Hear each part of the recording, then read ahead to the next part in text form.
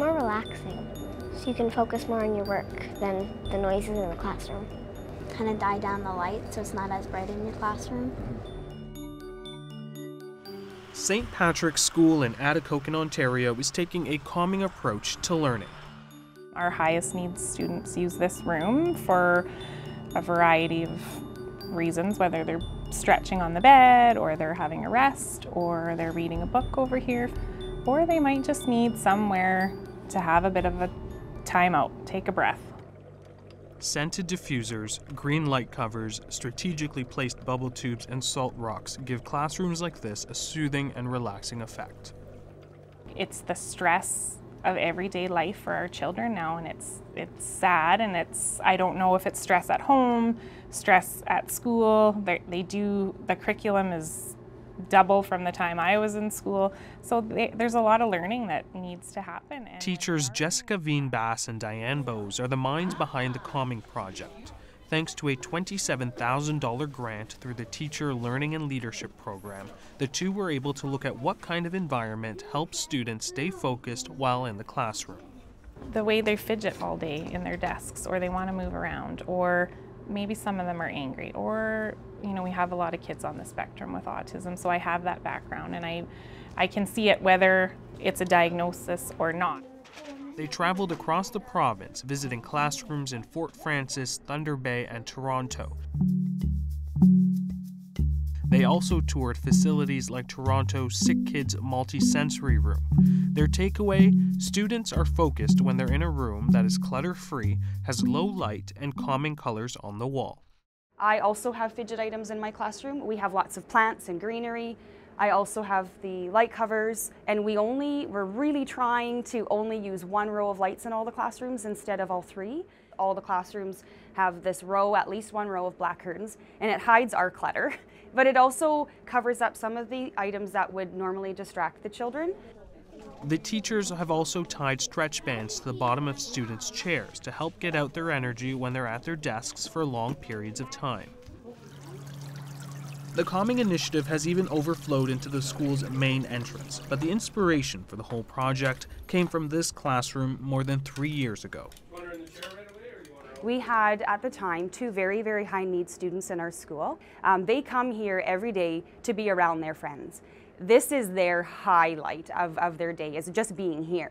They don't get to do a lot of things the rest of our children get to do.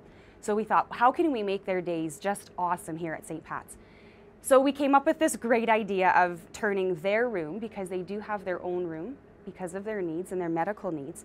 How can we just enhance their room in an amazing way? One of those students is 12-year-old Kiera. She has cerebral palsy, a condition that's caused by brain damage during birth. We knew she was special when she was born. She spent a lot of time in the hospital, and we did with her. We never left the hospital. I think we spent a couple months in ICU with her. She has the help of an education assistant during school hours. She can't walk or talk, but she's regularly in class with her peers. They said her life expectancy was only supposed to be a couple years, and she's now 12. And the doctors say it's credited to us, but I think it's her whole life. It's a credit, what she's done at the school, at home, everything. When she's not in class, she spends a lot of time in the school's main sensory room, which is known as Hayden's Crossing, named after Hayden Cox, a former student at St. Patrick who had a big impact on staff and students. I had this little boy for 3 years, and he really changed my life as a teacher and as a mom. I wanted all the kids to see Hayden, and of course they can't anymore because he's passed now. So how can we remember Hayden, and not just a photograph of, who's that boy, whenever they would maybe notice it in the library, but every day I wanted Hayden's spirit to be here, not just in my heart, because it is, but in these little ones. So we wanted a visual reminder of Hayden. And I don't know, I just got the idea one day of a road sign, because he was in a wheelchair and he was all over the school. Hayden was never able to see the completed room, but Bowes and Veen-Bass say his spirit lives on. During their visit to Sick Kids, they saw this bulldog with Hayden's name embroidered on it. It was like he was supporting us. He was there with us, and I said, I don't care how much that bulldog costs, we are getting it, and Hayden's coming home with us. Hayden and Kara deserve this, but you know what? So do the rest of our kids. So how can we splash this into the whole school? So we talked to some of the teachers, and they were like, yep, just tell us what you want us to do. We'll help, we'll give you ideas, we'll support, we'll put things in our classroom. Just let us know what you're doing. For parents like Christy McQuay, the calming strategies have had a big effect on her son, who has anxiety. Mental health for anybody, even adults, right? It's a huge thing that we're dealing with a crisis in our country. Never mind just in our little community. So to start them young and for them to learn these different techniques and have different resources, and to not have this feeling all the time growing up, it's wonderful. The goal is to help children self-regulate and control their jitters, whether that's by grabbing a fidget toy and going back to their desk, or taking a moment to collect themselves in a quiet area. I just wanted to make their experience at school that much better. We love our school, we're passionate about our school, and our students are everything to us. And when they're here, we wanted it to be the best 6 hours that it could possibly be.